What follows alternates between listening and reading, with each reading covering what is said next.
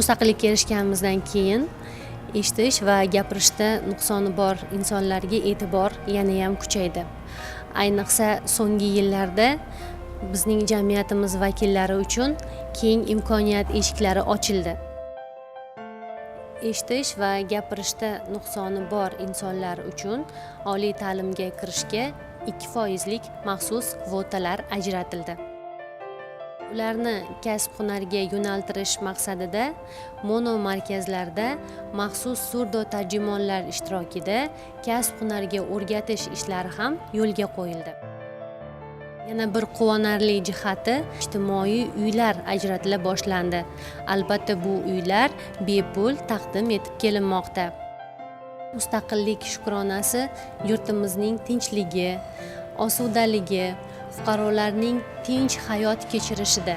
Qolaversa, imkoniyati cheklangan fuqarolar boshqa fuqarolar kabi teng sharoitlarda, teng imkoniyatlarda yashayotganida ko'ramiz.